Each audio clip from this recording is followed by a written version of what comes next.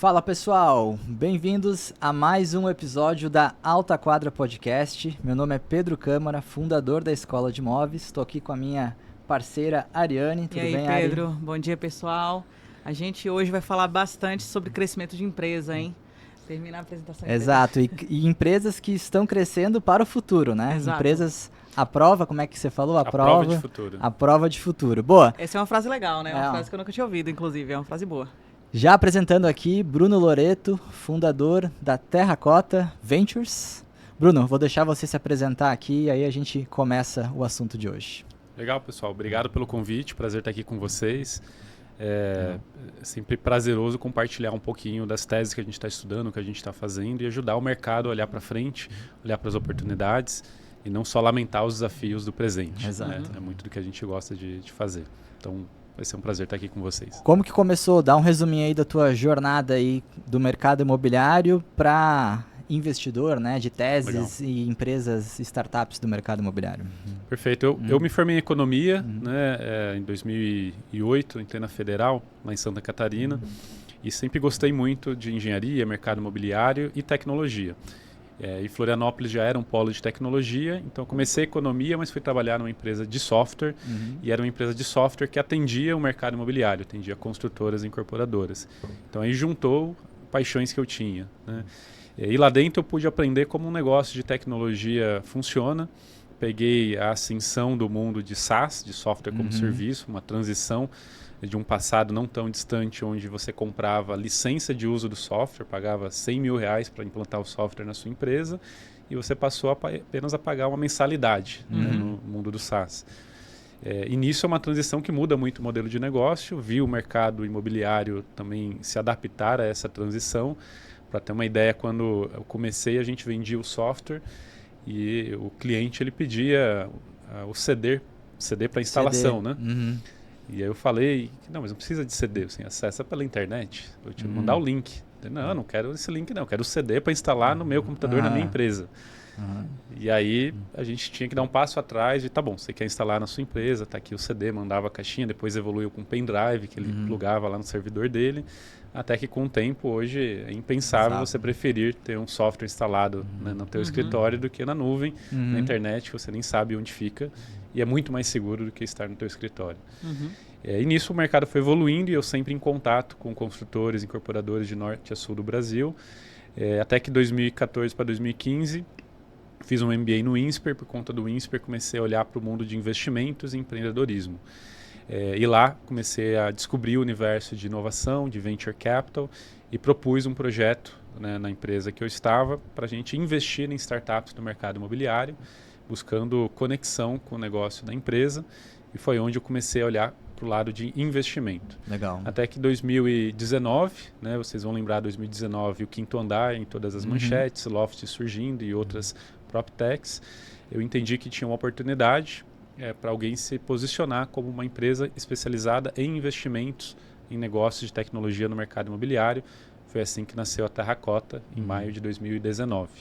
Então começamos fazendo investimentos individuais, até que 2020, 2021 a gente levantou um fundo de 50 milhões de reais para investir em startups do setor, e que atraiu como investidores, né, empresas como Cirela, como Gerdau, Vedacity e vários empresários regionais de norte a sul do Brasil. E nesse processo a gente foi entendendo cada vez mais que o nosso know-how era conseguir estudar as teses, entender as tendências e a partir disso identificar oportunidades e trazer para esse grupo, né, entender o que estava acontecendo e como fazer negócios em cima disso. E aí 2 anos atrás, então evoluímos o modelo para, além de investir em startups, também passar a buscar fazer negócios imobiliários, operações estruturadas em torno de ativos imobiliários, com empresários do setor, né? Seja operações de crédito, seja operações de equity imobiliário, seja com tecnologia, sem tecnologia. O que a gente viu a gente gosta e quer ser uma casa especializada em transformar tendências em oportunidades de negócio no presente. E com isso fomentar negócios à prova de futuro. Boa. Animal, Caramba, hein? E como que uma pessoa, ela entra dentro do seu mundo de investimento? Como que ela sabe o que está tendo de oportunidade? Como que ela começa a ter esse investimento, acompanhar esse investimento? Como que acontece?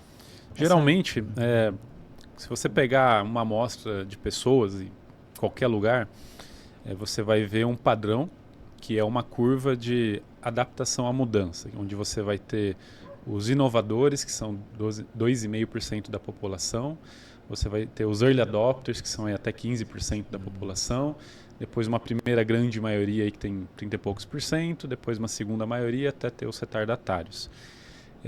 Em todo mercado isso existe, e se você vê no mercado imobiliário não é muito diferente. Né? Todo mundo conhece alguém ou vai lembrar de alguém ou se identifica como aquele cara, aquela pessoa que quando surge uma ideia nova, quando surge uma inovação, aquela pessoa é a primeira a acreditar, é a primeira a querer apostar, é a primeira a querer embarcar naquilo, ou é a promotora da ideia de querer fazer algo diferente.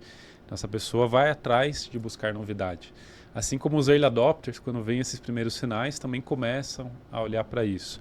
Então, naturalmente, essa pessoa vai descobrir que a gente existe, porque essa pessoa vai pesquisar sobre PropTech, vai pesquisar sobre residência como serviço, vai pesquisar sobre industrialização da construção, vai pesquisar sobre tokenização imobiliária, temas que direcionam, né, o futuro desse mercado e que a gente vem estudando, fazendo negócios e vão se conectar, se aproximar da gente, primeiro por conta disso, para entender o que está acontecendo. E o perfil, em geral, do nosso público, 40%, né, são empresários aí de 40 a 50 anos, um pouco mais, um pouco menos, que já têm, né, empresas que têm um DNA diferente, que gostam de fazer projetos diferentes, conceitos de produtos diferentes, investem em coisas diferentes. Outros 40%, segunda, terceira geração, que são novas gerações que querem deixar o seu legado e não querem fazer mais do mesmo, que o avô muitas vezes começou lá atrás. E aí querem propor novas iniciativas ligadas ao grupo, ou mesmo famílias, né, family offices que já têm um patrimônio para gerir e querem investir em coisas novas no mercado imobiliário, em tecnologia, ou combinando um pouco disso tudo. Então, meio que o público que chega até nós por conta das teses, né, esse é o ponto de partida. Bacana. Vamos lá, entrando um pouco mais no nosso assunto aqui. Uma empresa à prova do futuro, o que você identifica que são os principais desafios para o futuro do mercado imobiliário? Bom, uma empresa à prova de futuro no mercado imobiliário, ela de alguma forma vai ser impactada por 5 grandes movimentos. O primeiro é a industrialização da construção. Né? Se você observar hoje, o custo de mão de obra superou, né, custo de materiais nos projetos. A mão de obra está cada vez mais envelhecida, você tem uma escassez de mão de obra qualificada e as novas gerações não querem trabalhar no canteiro de obra como ele é hoje. Então, você precisa ter uma obra mais industrializada em algum grau e é isso que nos espera e isso está acontecendo no mundo inteiro. E você acha que...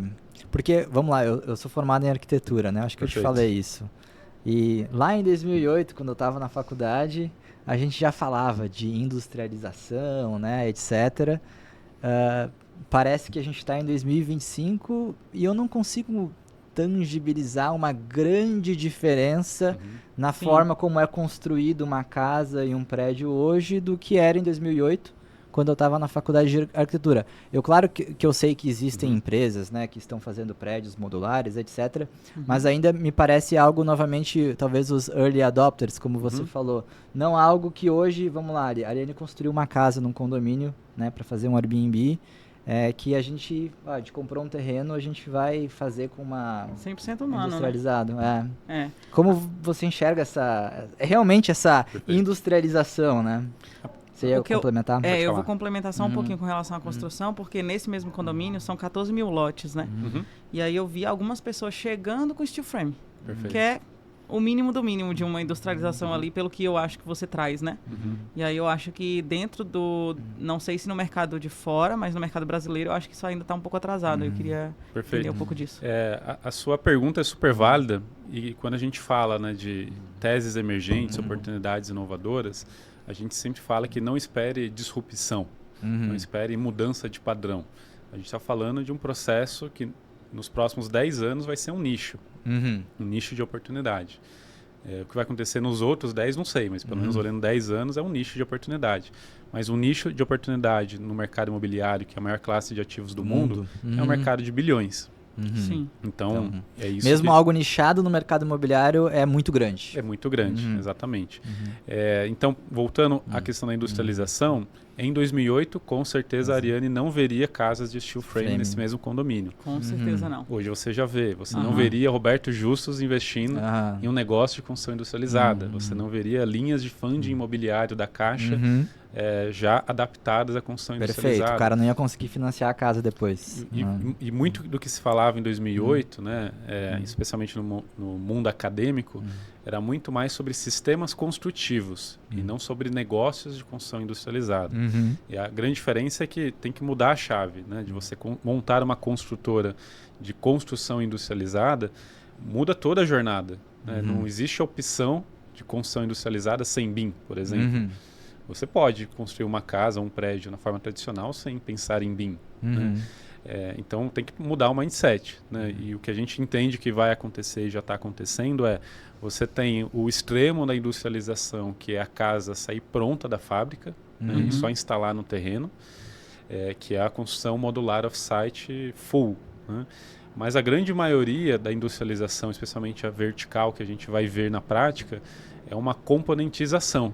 Ao invés de você ter 3, 4 mil insumos né, no canteiro de obras, você já vai receber os painéis prontos, você já vai receber estruturas pré-fabricadas. Banheiro pronto, talvez? Um banheiro pronto, como já acontece na indústria de hotel. Ou seja, você reduz o número de variáveis, reduz complexidade e se aproxima do que era e do que é a indústria automobilística. Se a gente pensar em indústria automobilística dos anos 90, 80, era isso, né? Uma grande linha de montagem. E hoje é uma grande linha de montagem, mas feita com robôs, com um mínimo de interação humana e com coisas até impressas em loco. E a gente não vai, a nossa visão chegar tão cedo numa construção nesse nível, mas esse meio do caminho é o que a gente já começa a observar e tem nichos de oportunidade que podem se beneficiar disso. Então, para mim, não tem dúvida que o grau de industrialização dos próximos 10 anos vai ser muito maior do que é hoje e que já é maior do que era 10 anos atrás. Então, esse é um dos pilares de uma incorporação, numa construção à prova de futuro. Um segundo pilar, e esse no Brasil ainda é pouco falado, é a neutralização de carbono. Né? Um dos grandes vilões da emissão de CO2 no mundo é o mercado de construção civil, que gera né, um número de 70% dos resíduos das cidades, emite 40% do carbono apenas com o uso de cimento, concreto, da forma que eles são produzidos, fora, né, especialmente em mercados mais frios, onde você tem climatização, né, aquecimento, também muitas vezes com combustíveis fósseis, sendo outro vilão na questão da emissão de carbono. E você vê cada vez mais dinheiro indo para novos materiais que são carbono neutro, sistemas construtivos baseados em madeira, por exemplo, novas tecnologias para a produção de cimento e de aço, e linhas de financiamento que vão beneficiar construções que forem carbono neutro. Ou seja, o cliente vai começar a exigir isso da ponta, o investidor vai começar a beneficiar quem pratica dessa forma, de maneira que não vai ter opção. E é quando você combina isso, mais industrialização, que também já é um processo mais sustentável de construir, você vai ter uma construção menos poluidora, né, do ponto de vista de emissão de carbono. Perfeito. Construção limpa tem sido um tema muito forte, né? Tem até selos por conta disso, o selo Aqua é uma delas. E o pessoal, pelo menos dentro de mercado imobiliário, eu entrei em 2017, 18. Então, 2008 eu nem sabia o que era steel frame, tá? Quando eu entrei em 2017, 18, se falava nisso, né? Começava a se falar, eu tenho um selo, tenho não sei o quê. Hoje já é mais forte, né? Então, eu acho que dá para entender o que é isso que você fala, né? Você lá na frente trazendo a tecnologia, cá atrás a gente começa a ver 10 anos depois. É isso. É um processo de transformação de longo prazo. Porque de 15 para 25 que isso veio, ó, talvez. Você teve a pandemia que acelerou, né, esse processo também de preocupação. E todos os indicadores de todas as instituições que monitoram isso apontam que a gente está no limite né, do aquecimento global e de poder fazer alguma coisa contra isso. Então a pressão para mudanças vão acontecer. Você tem políticas como a cidade de Nova York, que estabeleceu que todos os edifícios vão ter que ser carbono neutro até 2040. E aí não importa se você é um edifício que tem 100 anos ou um edifício novo que está começando. Todos vão ter que buscar neutralizar a emissão de carbono. E aí isso puxa toda uma indústria. E da mesma forma que hoje tem lojas e marcas de roupa que se beneficiam de ter uma roupa, né, num processo de fabricação todo carbono neutro, sustentável e que cobram até mais caro por isso e as pessoas topam pagar mais caro por isso, será que o mesmo não vai acontecer com o imóvel? Deixa eu aproveitar. Eu acho que com certeza. Você, Ariane, que trabalha com o mercado de luxo, você enxerga... Porque assim, no meu mundo, né, do investidor ali que está comprando um apartamento para locação, não é algo que a gente, assim, que via de regra a gente está olhando. A gente está olhando a rentabilidade, a localização, etc. Mas eu penso talvez no teu mundo, o cara que vai comprar uma casa de 20 milhões, ele já está olhando com muita atenção a questão da sustentabilidade ou ainda não? Já Falando tá. de Brasil. Já tá. Pelo menos nesses condomínios que a gente trabalha, que são os condomínios do interior de São Paulo, ali a gente vai falar de Fazenda Boa Vista, que é o principal, né, um dos mais caros. E aí a gente tem os outros ao redor, terras e etc. Construtores ali, que não são grandes construtores, aí eu não sei com relação às construções de São Paulo. Construções de prédios, né, essa eu não vou saber. Mas as construções de casas, elas já estão voltadas para isso já.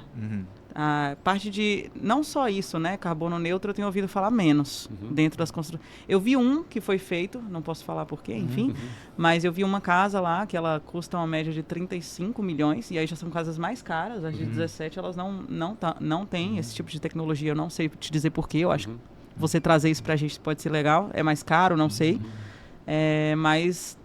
já tem se colocado muito reutilização de muitas coisas com base em automação. Então, isso eu tenho visto muito forte. Agora, o carbono neutro ainda não. Isso, lá fora isso já é mais disseminado, já é uma evolução do conceito de ESG, mas o ESG tinha muito ruído em termos do que é ou não é ESG, o famoso greenwashing, de gente se aproveitando disso para fazer mídia. E a neutralização de carbono talvez é aquilo que é mais mensurável. Você consegue, com metodologia, calcular de fato quanto que uma edificação emite de carbono baseado nos produtos que ela utiliza e todo o sistema produtivo por trás, né? Então isso trouxe algo mais tangível para os próprios investidores poderem de fato chancelar, fazer operações baseado nisso e tudo mais, tá? Então esse é o segundo pilar do nosso mercado, nosso desafio, real estate à prova de futuro, tá? O terceiro você conhece bem, né, que é o mercado de residência como serviço, de real estate as a service de forma geral, que é como que eu agrego experiência e serviços para potencializar a rentabilidade do meu ativo imobiliário, seja isso na localização, na utilização, na verdade, de um espaço comercial, como a gente viu no mundo de coworking, né, o fenômeno que a WeWork proporcionou, de você dar uma nova roupagem para um coworking que já existia antes, mas não tinha o glamour que a WeWork colocou, e validação de quantas pessoas estão dispostas a pagar mais por isso, por ter um ambiente melhor e como você se sente diferente num ambiente como esse. A mesma coisa no residencial, que a gente vê, né, com a ascensão do short stay, a locação de curta temporada, como que isso potencializa a rentabilidade do imóvel. E aí é acertar esse mix, né, de como é que eu penso um produto voltado para isso, como que eu estruturo um produto voltado para isso, como que eu financio produtos voltados para isso, como que eu opero, o conceito de marca que começa a vir junto, né, eu passar a ter uma marca respeitada e um padrão de serviço estabelecido na locação. Então isso vai ter todas as suas variações, seja para o nicho estudantil, seja para o nicho de senior living, short stay, long stay, whatever. Então residência como serviço a gente vê também que é outro drive que veio para ficar e que vai ditar os modelos de negócio do futuro. Podemos entrar um pouquinho nesse residência como serviço, claro, para a parte de pessoas de idade, né? A gente está falando sobre... eu vi uma matéria esses dias falando alguma coisa no sentido de... isso todo mundo sabe, né? O mundo está ficando mais velho. Então, já tem se pensado em residências. Perfeito. Nesse sentido. O que você diz que é diferente? Você tem alguma... O que é diferente nessa residência? A verdade é que o fenômeno em si que está acontecendo é você se preocupar com o uso desse ativo e o que eu posso agregar de experiência e serviço em torno desse ativo. Que é uma lógica que eu ouvi de um CEO de uma grande incorporadora do mercado. Uma vez ele me falou o seguinte: a gente produz o filé mignon e entrega de bandeja para quem vai usar isso ao longo de toda a vida desse ativo. Ou seja, o construtor pega o terreno, constrói, passa pela obra, entrega a prova, entrega o produto pronto, se endivida, e depois, eternamente, durante 100 anos, a empresa de energia, de água, de TV a cabo, de telefonia, vai fazer dinheiro em cima daquele usuário, daquele ativo. E se isso começar a mudar? E se a gente começar a olhar não o que eu vou ganhar na construção, mas como é que eu ganho durante 100 anos com o uso desse ativo. Ao invés de construir, só entregar, né? Por exemplo. Então, esse olhar, né, e aí voltando à tua pergunta do senior living, né, da moradia para a terceira idade, eu tenho alguns nichos e alguns espaços de oportunidade. Então, imagina o seguinte, eu vou ter nos próximos 10 anos, se eu não me engano, mais 13 milhões de pessoas superando a faixa dos 60 anos de idade. Então, são 13 milhões de pessoas que vão estar numa faixa de idade que ele começa a ter necessidades diferentes. Do tipo, eu não preciso mais de um apartamento de 3, 4 quartos, porque eu não tenho mais filhos em casa, crianças em casa. Eu quero um imóvel menor. Ou eu quero um imóvel confortável, mas com mais serviço agregado, eu posso pagar por isso. E aí, o que eu quero de serviço agregado? Pode ser que eu queira ter toda uma infraestrutura de assistência médica em loco. Então, você tem projetos da Unimed desenvolvendo empreendimento imobiliário junto com uma incorporadora. Ou seja, a Unimed entra com um serviço de assistência médica no próprio prédio. Né? Ou seja, se eu tiver uma parada cardíaca, alguém vai, em alguns minutos, estar me atendendo no meu apartamento. Ou eu quero que a minha mãe, a minha avó, possa morar, né, num edifício residencial padrão, mas com uma infraestrutura médica, né, equivalente ao que ela teria numa casa de repouso, ou uma casa de tratamentos especiais. Eu posso dosar que níveis, né, de serviços de assistência específica do lado de saúde eu posso agregar. Ou só no lifestyle. Né? Então, o que de diferente, né, uma família, um casal nessa faixa de idade tem de demandas um produto imobiliário? Então, será que essa família quer estar no mesmo prédio que vários usuários de short stay jovens querem estar? Provavelmente não. Então, as amenidades do prédio também vão mudar. Então, eu pensar um produto em função desse nicho muda. As áreas de lazer vão mudar, né? Áreas de lazer, provavelmente vai ter mais parque, mais área verde, menos área de jogos, menos... Perfeito. E até a estrutura financeira, né? Como é que eu vou vender esse ativo? Porque eu não vou fazer um financiamento de 20 anos... Para alguém que já tem 60. Que já tem 60, o banco não vai nem aprovar, em muitos dos casos. Então, até a estrutura que eu vou financiar isso pode ser que tenha que ser diferente em função desse contexto. Sabe o que existe lá na Europa? Você já deve ter visto. Quando eu morei lá na Bélgica, eu já queria investir em imóvel, né? Obviamente que com um pouco capital na época, né? Era um analista. E lá, como no Brasil acontece, né? Nos Estados Unidos e na Europa também, o custo de vida aumentou muito para quem está na terceira idade. E muitas vezes a pessoa, né? O principal bem que ela tem é a casa, o apartamento que ela mora, mas ela não está conseguindo mais manter aquele padrão de vida, né? Apesar de plano de saúde, né, ser gratuito, tem outros custos de vida. Então, o que existe lá na Bélgica e na França, eu vi isso, você pode comprar um apartamento de uma pessoa que já tem uma idade maior, você compra com um desconto, só que você só pode tomar posse quando ela morre. Nossa! Então, assim, você tem 65 anos, e aí você me vende um apartamento que, por exemplo, valeria 100 mil euros por 70, né? E aí eu faço uma conta de expectativa de vida, eu acho que você vai viver mais uns 10, 15 anos, faz sentido eu te pagar esses 75, e daí daqui 15 anos, efetivamente, eu vou poder usar, alugar, fazer alguma coisa com o apartamento. É um negócio meio macabro, né? Porque, via de regra, a sua viabilidade financeira está contando com a morte da pessoa, né? Se a pessoa viver muito tempo, talvez você fez um mau negócio, porque você não vai poder utilizar o imóvel. Mas é uma forma de uma pessoa idosa acessar um capital e mesmo assim continuar morando no apartamento ou na casa que ela comprou, né? Você acha que isso pode ser um negócio para o Brasil no futuro? A pessoa idosa acessa esse capital não para comprar esse imóvel, não, né, ela caso. acessa não é o mesmo intuito aqui de... Ela vende o imóvel, continua morando, ela vai receber esse dinheiro fazer pra uma viagem, Entendi. sei lá, para utilizar. Um tratamento de saúde, por exemplo, uma reforma, pagar tributos atrasados. Já existe startups testando isso aqui no Brasil, né? É quase um sales leaseback, né? Porque você meio que essa pessoa vende para o investidor o ativo, mas continua morando como se estivesse pagando um aluguel, meio que isso está implícito nas taxas cobradas, né? Que é uma forma dela levantar dinheiro, né? E sim, vai acontecer em maior ou menor grau. É claro que o Brasil tem um desafio de taxa de juros que é muito alto, então o desconto aqui tem que ser muito maior do que o desconto na Bélgica. Mas são nichos de oportunidade que vão surgindo nesse contexto.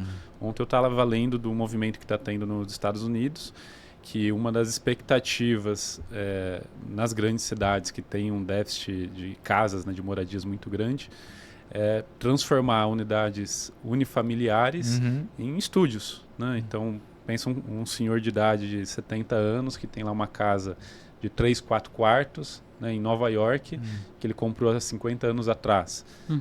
Hoje tem operações para ajudá-lo a transformar essa unidade em 4 estúdios. Ele usa um estúdio, compartilha de alguma área comum, e o restante ele aluga e faz uma renda no short stay, por exemplo. E tudo dentro do que a regulação do plano diretor permite. Então, alternativas são possibilidades. Então, esse é um exemplo de um movimento ligado a real estate como serviço que pode se perpetuar, assim como o movimento de clubes de surf que a gente está vendo agora. Está na onda de clubes de surf. Eu falo que é a nova Brazilian Storm, onde você tem, Brasil afora, surgindo toda hora projetos com esse conceito. Mas olha o que está por trás. No final das contas, o que eu quero?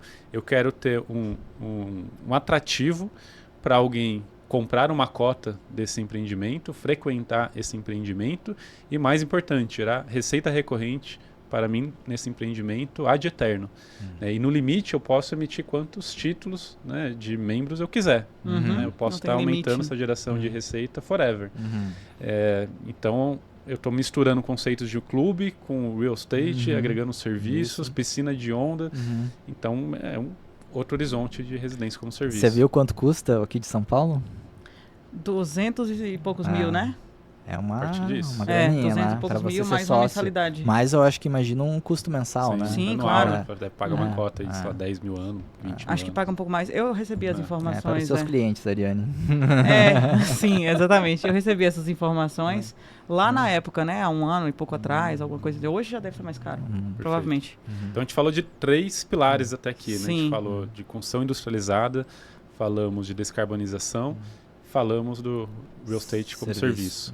Aí você tem uma terceira onda, que é a fintechização, que na maior classe de ativos do mundo, que é o mercado imobiliário, capital é peça-chave para tudo e oportunidade também para fazer dinheiro de N formas possíveis. E aí quando você combina mercado imobiliário, capital e as possibilidades de tecnologia, isso te habilita novas formas de você gerar ganhos, gerar dinheiro, receita, com esse lado fintech do mercado imobiliário. Então você que vende uma casa de 20 milhões de reais, cada vez mais você vai ter mecanismos para monetizar, né, essa transação financeira que está passando pela sua mão. Então o que no passado talvez a pessoa se limitaria, um corretor se limitaria a ganhar na transação, na comissão, hoje eu posso fazer uma série de operações em cima disso. Eu posso fazer um home equity para o cara se alavancar, para comprar essa casa, ou posso originar esse funding para um fundo específico que quer fazer o crédito, ou eu posso ser um correspondente de um banco, ou eu posso ser um parceiro de uma plataforma que tem todos os bancos plugados, ou eu posso viabilizar uma permuta e pego um terreno na operação e viabilizo já um fundo para construir alguma coisa nesse outro terreno. Ou você sozinho pode montar uma operação de construir uma casa de 20 milhões a partir de um terreno sem colocar um centavo, só trabalhando com players financeiros no entorno. Então hoje você tem cada vez mais alternativas, né, de fundo imobiliário, de financiamento imobiliário, que permite fazer mais negócios e capturar uma parte da transação, né, que fica na mesa para os players financeiros. E os instrumentos também estão cada vez mais sofisticados, né, seja um crowdfunding, que você pode, né, captar R$1.000, né, de uma pessoa em qualquer lugar do mundo, uma facilidade enorme em levantar o capital que você precisa. Seja instrumentos como um CRI, um instrumento mais sofisticado que o mercado financeiro tem incentivo, né, de isenção tributária para operar esse mecanismo. E isso vai estar cada vez mais presente no mercado imobiliário. Então a fintechização é o quarto driver que você tem que dominar. Legal. Falando em fintechs, né, eu estou montando uma crowdfunding para minha empresa. Que o foco agora, além de vender, decorar e todo o restante que eu faço, também é construir. Legal. Então eu construí uma vez, né, de um jeito completamente... Sem alavancagem, com capital próprio. Completamente errado. Mas saiu a casa, está bonita, está funcionando, está no Airbnb. E agora a intenção é, com o Pedro inclusive, a gente vai começar a estudar isso, a construir sem capital. Perfeito. Né? A gente tem esse interesse, justamente através do crowdfunding também. Então, acho que isso tem vindo muito forte. Eu tenho ouvido muitas pessoas de mercado imobiliário falarem de donos de imobiliárias, tá? Porque antes a gente falava de crowdfunding para incorporadora, né? Eu entrei em incorporadora ouvindo isso, mas para mim era uma coisa inalcançável para imobiliárias. E aí, isso mudou ou não? Por que as imobiliárias estão vendo isso agora? A verdade é que o que está acontecendo, e aí tem, sem entrar muito no lado técnico da parte normativa, mas o mercado de funding, de forma geral, vem passando por transformações. Então, primeiro que você tem uma escassez de capital das fontes tradicionais, que é a poupança e a FGTS. Então, cada vez você tem menos dinheiro vindo dessas fontes, que vai faltar recursos para o mercado imobiliário se beneficiar das baixas taxas de juros que essa fonte conseguia proporcionar. Ou seja, o trabalhador, ele subsidia o fundo imobiliário, ou seja, o meu dinheiro que vai para o FGTS ele é remunerado abaixo do que poderia para prover um capital para o mercado imobiliário mais barato do que o mercado cobraria. Quanto tempo você acha que vai durar esse modelo? Porque hoje ainda é a maior parte, né? E vem reduzindo a proporção, né? Então a poupança, por exemplo, que sempre foi o líder, deixou de ser, né? Você já teve as fontes privadas, né? Com emissão de crise, letras de crédito, tomando o lugar da poupança. Então mas não vai sumir, né? Deixa o crédito mais caro, ainda mais com uma taxa de juros caro, atual, deixa o né? mercado mais competitivo. E é isso, esse é o mercado à prova de futuro que a gente vai encontrar. O capital vai ser cada vez mais profissional. Só que ao mesmo tempo, o capital profissional te traz mais governança, elimina a ineficiência, te traz outros atributos que esse capital subsidiado não te agregaria. Né? Então faz parte da mudança. Então isso está acontecendo. Outro movimento que está acontecendo são as novas tecnologias e possibilidades. Então hoje você, no limite, pode, com uma campanha paga no Instagram, acessar direto um investidor imobiliário para o seu empreendimento. Né? Você vê isso todos os dias, né? É impactado hoje no seu feed.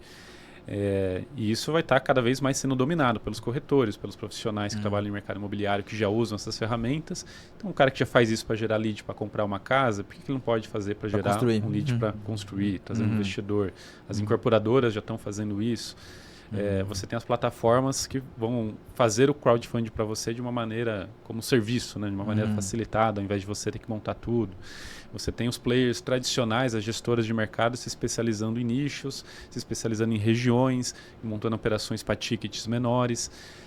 E tem uma coisa que a gente tem falado muito lá na Terracota, que é o conceito do capital stack, que é um conceito que nos Estados Unidos é muito comum, que é você pensar quais as suas camadas de necessidades de capital. Então, se você for construir uma casa de 10 milhões, você não precisa pegar 10 milhões de reais de um único investidor, cobrando CDI mais 9, mais 8, mais 7. Você pode entender quais são as suas necessidades. Minha primeira necessidade é comprar o terreno. Então, esse capital geralmente vai ser mais caro, porque é uma fase de maior risco. Se já comprou o terreno, já tem o terreno em seu nome, eu já consigo um investidor ou uma fonte de crédito para financiar a construção, que já vai cobrar um pouco menos, porque ele vai ter mais garantias. Você vai depois fazer um funding para a parte de acabamentos, é um outro tipo de funding, que talvez possa já ser direto para o cliente que está comprando, se alavancar, ou você mesmo, se você quiser fazer a sua alavancagem, mas a sua casa já vai estar pronta, então já não tem o risco de construção. Quando você pensa esse capital stack, na média você consegue ter um custo de capital menor. Do que simplesmente, vou pegar 10 milhões a CDI mais 8. E isso é um serviço que você faz na sua empresa ou você oferece para os seus investidores ou você vende esse serviço? Como que funciona isso? O que a gente faz hoje, né, no nosso negócio primeiro entender muito bem esses temas e entender as possibilidades. E a partir disso a gente cria ou investe em negócios. Então, um dos negócios que a gente desenvolveu nesse tema, a gente é sócio de uma iniciativa chamada Troca Fácil. O que é o Troca Fácil? A ideia é permitir que quem está comprando um imóvel novo na planta possa dar como entrada o seu imóvel usado com a mesma facilidade que você tem quando compra um carro novo. Legal, fala mais. Então, ou seja, hoje é uma operação que o incorporador não quer aceitar, o cliente precisa vender, enquanto ele não vende ele não pode comprar, ou ele assume o compromisso e depois se arrebenta porque não conseguiu vender a tempo. Ou seja, é uma jornada super ineficiente, mas é fato que numa ponta você tem um ativo real, que tem o seu valor, na outra ponta você tem alguém querendo vender, você tem o cliente querendo comprar, então por que não sai o negócio? Então a Troca Fácil arquitetou todo um modelo de negócio que aí envolve solução financeira, envolve a tecnologia para avaliação do ativo, envolve uma camada de serviço para amarrar todas essas pontas para poder fazer a transação acontecer. E aí ela um exemplo de negócio que a gente o cliente dessa startup é o incorporador. Na verdade, o cliente mesmo é quem está comprando o imóvel da incorporadora. A incorporadora é um parceiro que pode facilitar essa operação. Que o incorporador tem que aceitar, né? Exatamente. Que é o mesmo que acontece numa concessionária de carros. Né? Então, a concessionária que está vendendo um carro novo tem que aceitar o carro usado, senão você vai ter que ir para o mercado se virar. O mesmo vai acontecer aqui com uma dinâmica que eles estão construindo. Mas aí o que faria a incorporadora aceitar nesse caso? Porque é o que impede o negócio. Na verdade, o que a incorporadora precisa? Do dinheiro, né, entrando no caixa na data do vencimento combinado. É isso que a incorporadora quer. Então a Troca Fácil atua como um garantidor que esse dinheiro vai entrar na conta Ela fornece deles. O dinheiro enquanto ela está com esse imóvel. Exatamente. Ela vendeu o imóvel, ela quita. É isso aí. De forma simplista é isso. Então é como se ela fosse uma garantidora dessa operação. Ela se responsabiliza por buscar um comprador para esse imóvel, garante para a incorporadora que vai ter a liquidez, o comprador vai estar coberto e por trás tem uma operação financeira para cobrir esse descasamento, caso necessário, na dimensão necessária. E ela... Porque assim, não existe dúvida que esse imóvel vai ter alguma liquidez. A dúvida é quando e por que valor. Né? Então, essa operação financeira... E ela atua como imobiliária também, vendendo? Ela tem uma rede de parceiros para distribuição. Uma outra questão também, que isso porque eu já vi muito, tá? Isso acontecer. O comprador... Era um modelo de negócio até da Loft, isso, né? Você coloca um imóvel e tal, enfim... Esse imóvel que ele está vendendo, na grande maioria das vezes, ele quer vender na tabela. Ou ele quer vender igual o vizinho vendeu, que foi geralmente um valor legal. E quando você vai colocar isso dentro de uma permuta, né, que é quase isso, essa permuta é desvalorizada. Se a gente tem uma incorporadora que não quer aceitar isso e vai aceitar, é porque ela viu vantagem financeira. E aí vai ter uma fintech atrás, talvez, uma financeira, que vai ganhar dinheiro em cima disso. A desvalorização vai ser maior.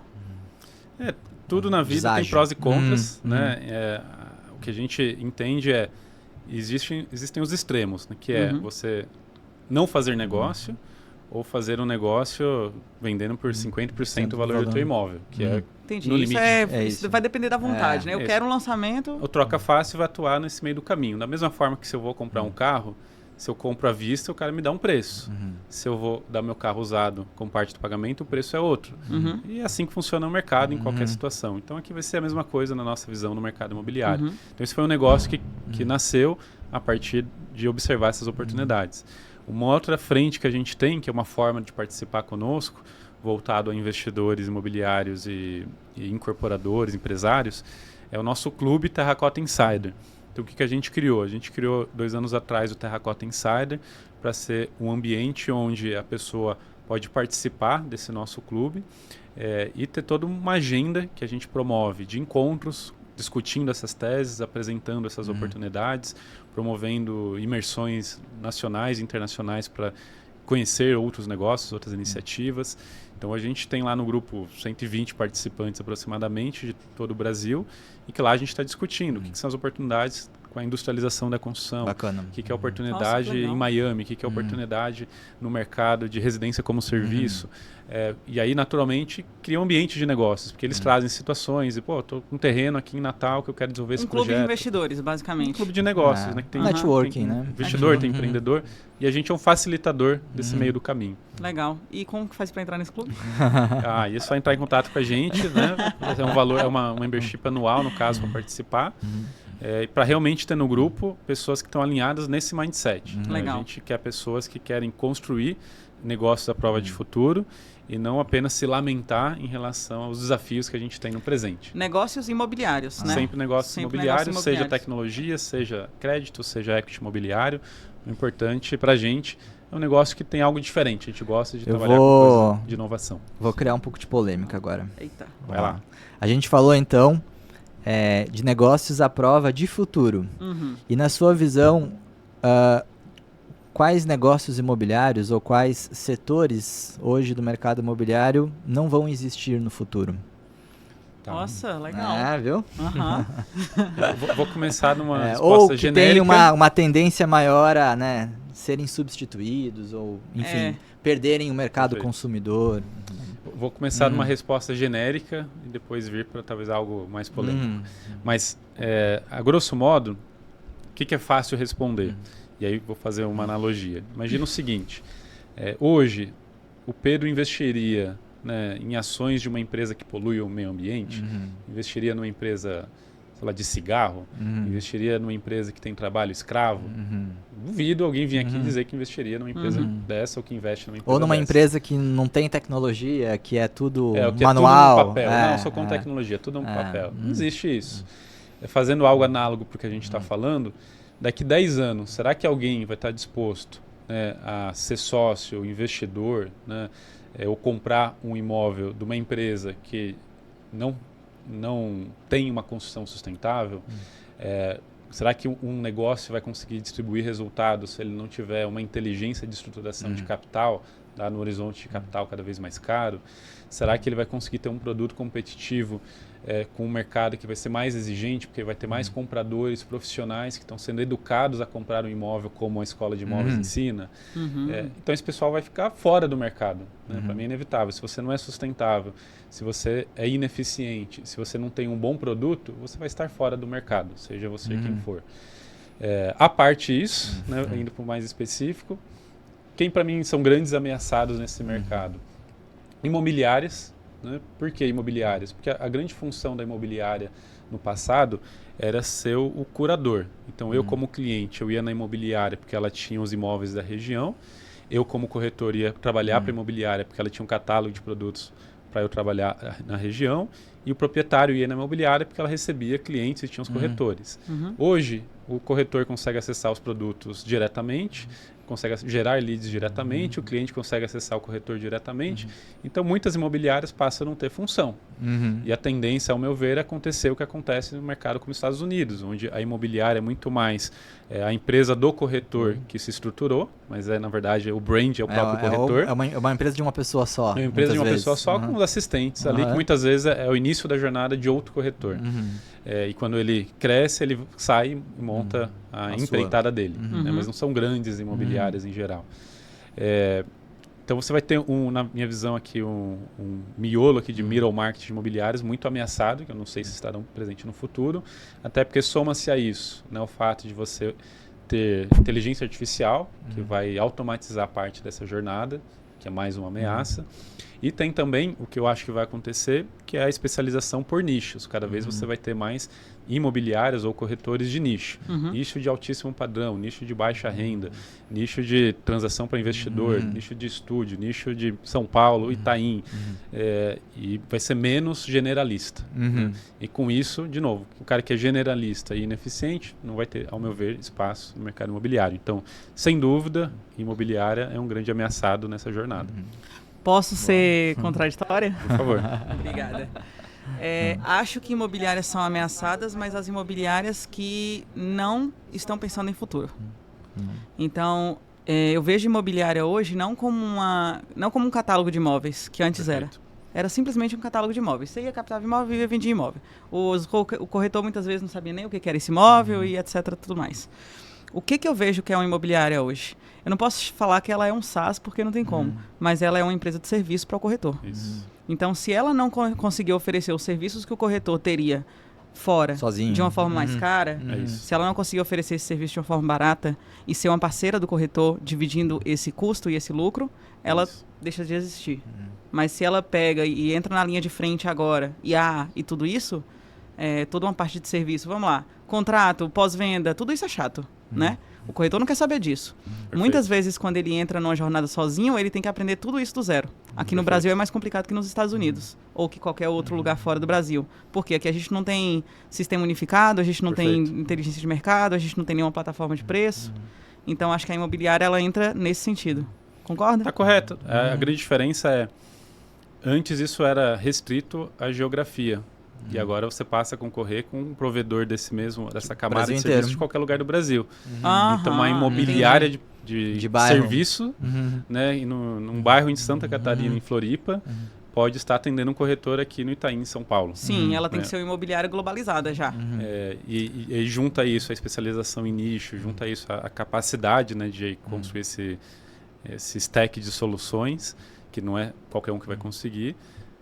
São desafios que muita gente não vai conseguir transpassar. Então, na prática, eu acho que vai ter menos imobiliárias, mas também vai ter mais imobiliárias maiores do que temos hoje. Porque as que sobreviverem vão ser mais qualificadas e vão ter mais potencial de volume de negócios transacionados. Por Gente, exemplo, a Casa Brick vai sobreviver, tá? O nome olha tá só, aqui.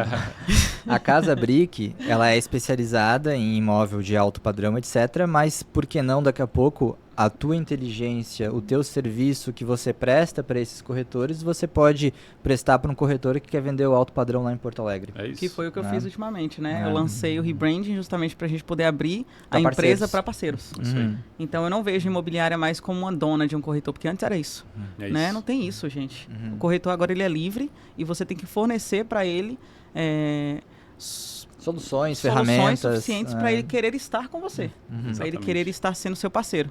Eu vejo isso e aí hoje, por exemplo, quando eu falo imobiliária globalizada, é pegar vários corretores por nichos e ser parceiro desses corretores de nichos. É isso que eu tenho feito. É isso. E tem funcionado muito mais do E que, as por exemplo, parcerias, antigamente. né? Aquela mecânica de parcerias que sempre funcionou no mercado imobiliário, acho que vai continuar funcionando. Acho que vai ser cada vez também mais regrado e uma relação de confiança Aham. mais presente, que sempre foi uma desconfiança que limitava também as transações acontecerem.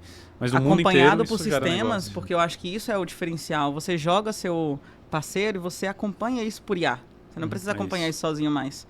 E aí, através disso, vai crescendo ambos, né? Cresce o parceiro que viu seu imóvel, cresce você que viu o cliente do parceiro, cresce isso. todo mundo. E a quantidade também de corretores que você vai precisar é muito menor, né? Porque a jornada no papel do corretor está cada vez mais encurtada.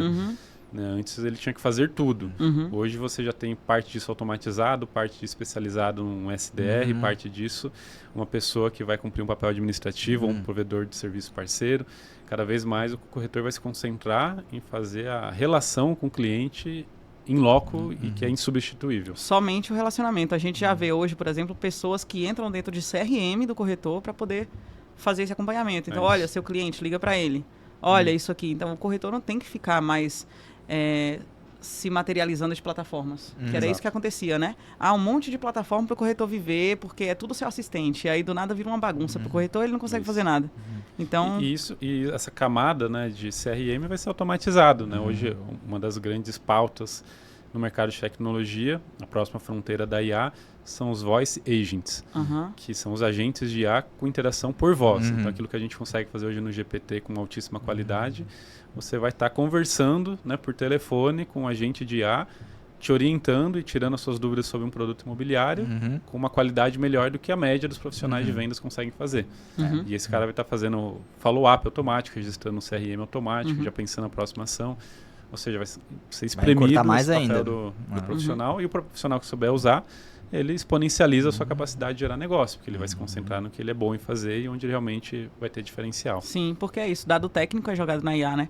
E aí, quando ela vai respondendo técnica, quando a pessoa quiser falar uma coisa específica, humano com humano, aí vai entrar para a rede de relacionamento. E, inclusive, a gente tem pensado em IA para SDR, nesse sentido, justamente porque dentro do mercado imobiliário a gente sabe que existem anúncios falsos e uma série de coisas. Eu acho que eu vou fazer a pergunta e sair aqui desse foco. E aí a gente vai para as dicas finais. A gente vai para as dicas finais. Você entende alguma solução voltada para isso aqui no Brasil? Porque isso acontece muito aqui, né? Eu não sei se acontece tanto fora, acredito que não. Existe alguma solução que vocês veem para isso, nesse modelo de tecnologia, para mapear o que é falso, o que é verdadeiro e colocar o mercado imobiliário brasileiro dentro de uma realidade de valores mais realista? Tecnologia existe, né? E lá fora, principalmente, mais madura. Eu acho que um desafio que a gente tem aqui é que aqui você não tem as bases de dados estruturadas, né?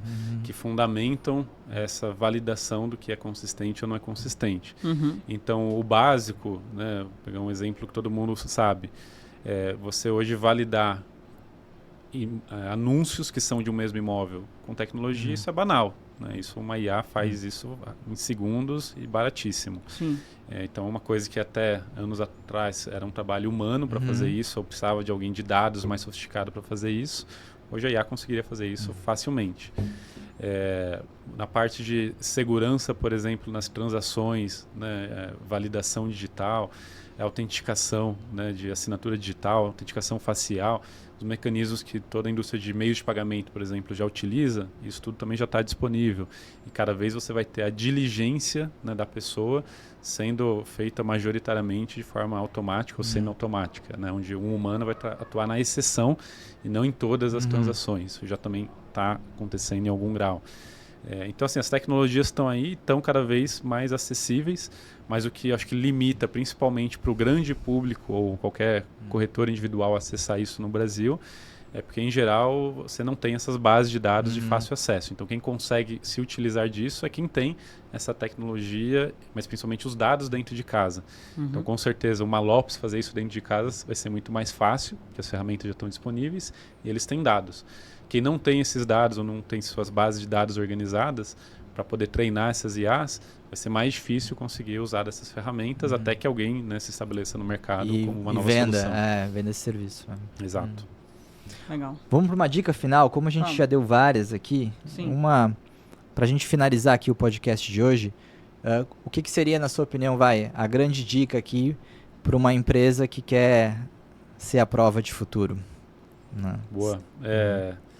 Acho que a gente pode falar sobre a gente pode segmentar? Uma Claro, imobiliária, claro. a prova Pode de ser. futuro, e uma construtora? Boa. A prova de futuro? Claro. Bom, um ponto que é comum aos dois, e que a gente a primeira coisa que a gente avalia quando a gente fala de um negócio que a gente está considerando investir ou participar, é o fator humano, né? Então, uma empresa à prova de futuro começa por um empreendedor ou um profissional à prova de futuro. Né? E o que é um empreendedor e um profissional à prova de futuro, independente do setor? É alguém que adota, por exemplo, de uma filosofia de lifelong learning, que é você estar constantemente aprendendo, porque os ciclos de mudança vão ser cada vez mais curtos, as transformações cada vez mais presentes. Se você não tiver o tempo todo aprendendo a reaprender, você vai ficar para trás. E você não pode se apegar no conhecimento passado para acreditar que aquilo vai te levar para o futuro. Então, essa é uma característica que essa figura, né, tem que ter para poder guiar uma empresa adiante.